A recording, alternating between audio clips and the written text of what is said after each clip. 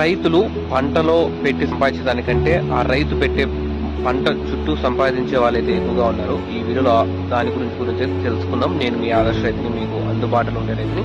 ఇంకైతే మెయిన్ గా రైతులు తెలుసుకోవాల్సిన ఏముంటే, ఫర్ ఎగ్జాంపుల్ ఒక గ్రామం, మా గ్రామమే కానీ మీ గ్రామం కానీ ఏ గ్రామం అన్నా కానీ ఒక 100 మంది రైతులైతే 100% పంట పెడతారు. ఒక్కొరు ఎకరాకి 2 లక్షలు అయితే ఖర్చు చేస్తారు. మన ఏరియాలో టమోటాకి అయితే, మిగతా ఏరియాలో ఎలా ఉంది తెలియదు. ఇప్పుడు 2 లక్షలు 100 మంది పెడితే 2 కోట్లు అయితే అవుతుంది.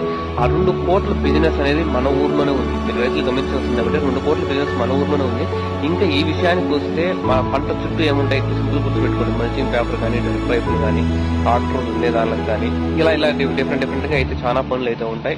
ఫర్టిలైజర్స్ కానీ, అలాగే స్ప్రేయింగ్లు కానీ, ఇంకా పురి కానీ, వైర్లు కానీ, ఇలాంటి రకరకాలవన్నీ ఉంటాయి. పురిగడ్డే కానీ, గాతాలు వేసే కానీ, కట్లు కానీ, ఇవన్నీ రకరకాల పనులు ఉంటాయి. దీనిలో మనం ఈజీగా అయితే ఒక ఎకరాకి 2 లక్షలు అయితే ఖర్చు అవుతుంది. 100 ఎకరాలు 2 కోట్ల బిజినెస్ అనేది మన గ్రామంలోనే ఉంది. మనకు 2 కోట్లు కాకపోయినా మనకు ఒక 10 లక్షలు, ఒక 5 లక్షలు మనకు ఒక ఎకరాకి వేసుకో. మనకి ఎకరాలో 2 లక్షలు వస్తుంది. ఆ 2 లక్షలు ఎకరాకి 10,000 రూపాయలు బిజినెస్ సైడ్ గా ప్లాన్ చేసుకునే వస్తారు. 10,000 ఇంటూ 100 మంది రైతుల్లో మనకు 30-40 మంది రైతులు అయితే వస్తారు. 40 ఇంటూ 10,000 వస్తే 3-4 లక్షల బిజినెస్ మీరు చేసుకోవచ్చు. సింపుల్ గా ఏదో ఒకటి ప్లాన్ చేసుకోండి. రైతులు ఖాళీగా ఏదో ఉండకన్నా. ఓకే, 2 ఇన్కమ్ లేకపోతే మనం బతకలేము. ఎవరైతేనే కానీ 2 ఇన్కమ్ లేకపోతే బతకలేము.